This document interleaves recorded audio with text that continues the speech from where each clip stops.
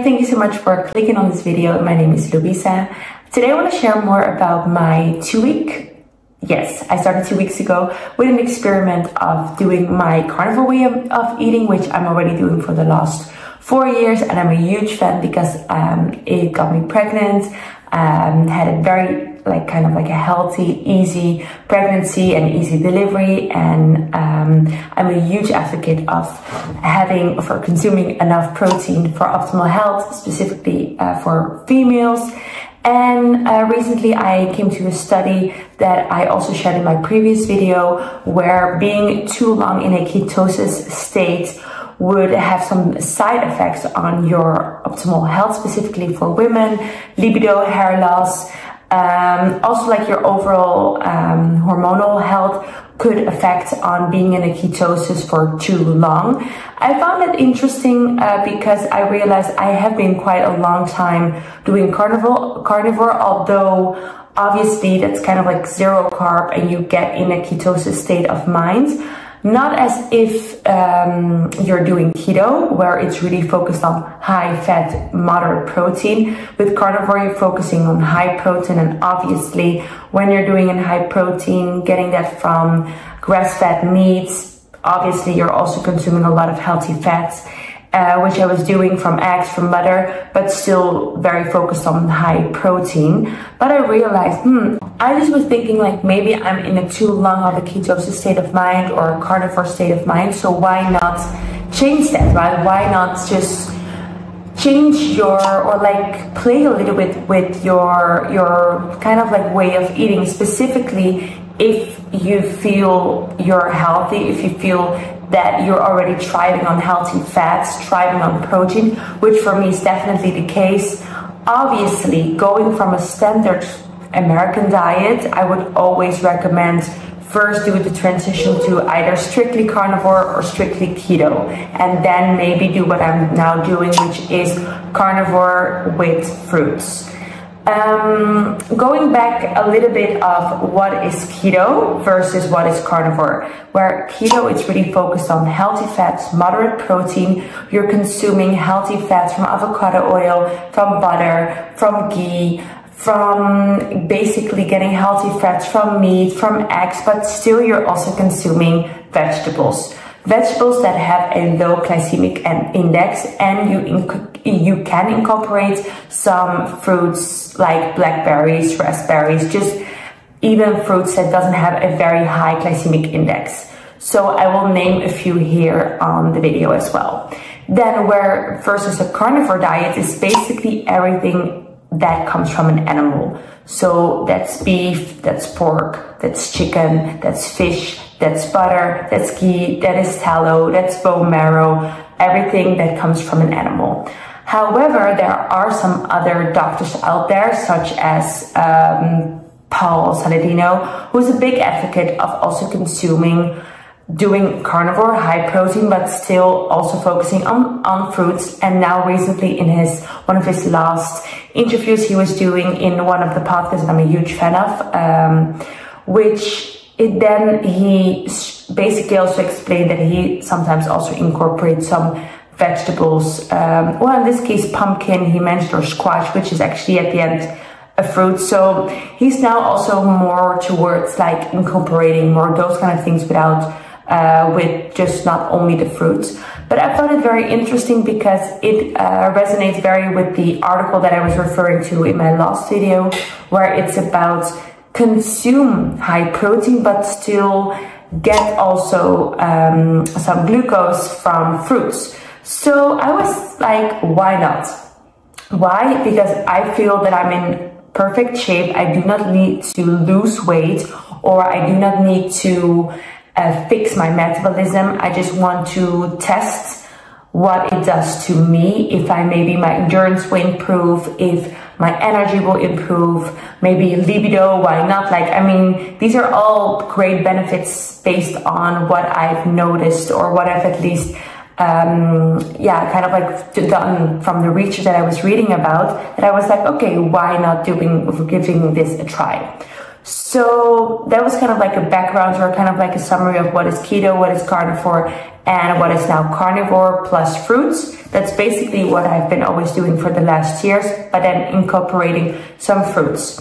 So already over the last 2 weeks, what I've experienced so far is that the first days I went in the morning breakfast. Normally I do intermittent fasting. Why? Just because I'm not hungry in the morning, but I was like now doing carnivore fruits. Why not start just already having breakfast with my family, with my son, and I already also eat some fruits. So I did that in the first days where I was just eating some eggs with some fruits. What I've noticed is I didn't really had a look at amount of fruits. I just thought, okay, I'm gonna just make a bowl of fruit, prepare a bowl of fruit and just consume that. Little did I know, obviously my body's not used to consuming that amount of sugar, that amount of like glucose.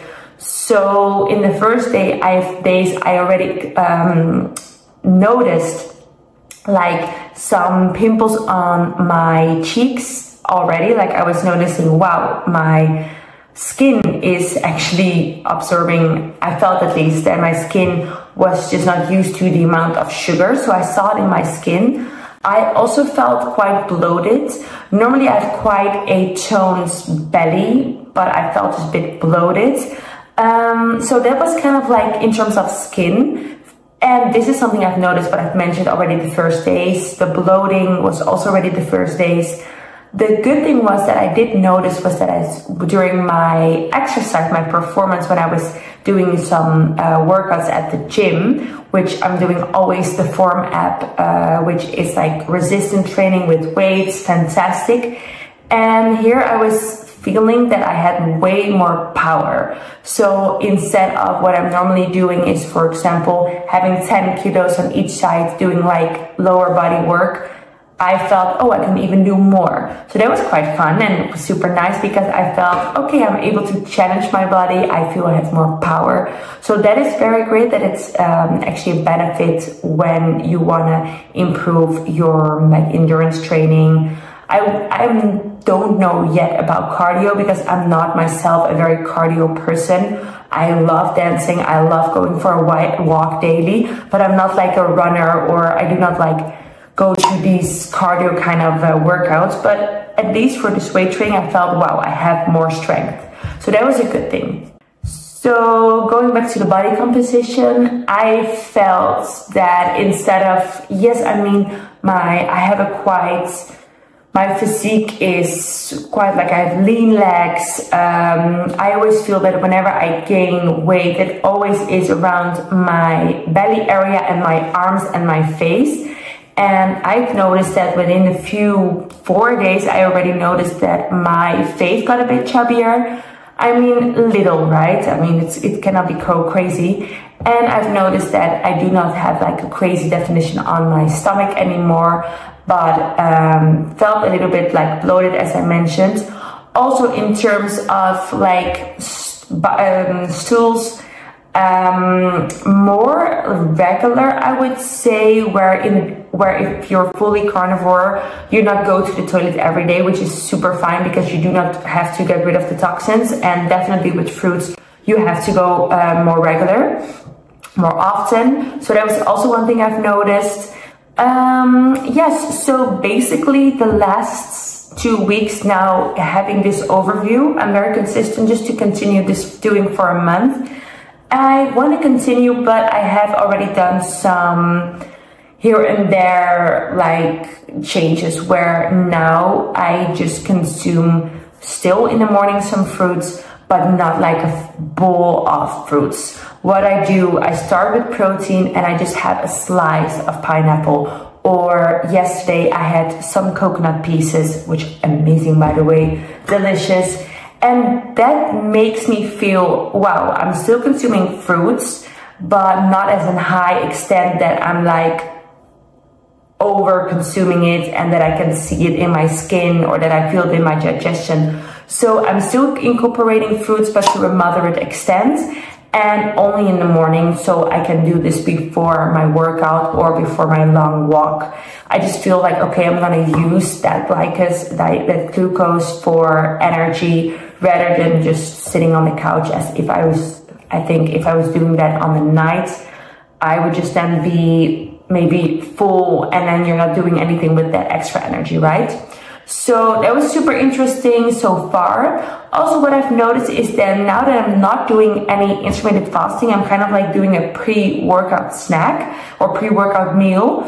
I've noticed that this definitely helps with working out. So you feel way more energized and you feel like, okay, I can hit the gym, I can lift more weights. And that is very nice, obviously, if you want to improve your weight training, if you want to have more lean muscle. At the end, female, male, we all want to focus on getting more lean muscle. We want to reduce the fat and get more muscle. This is great for optimal health.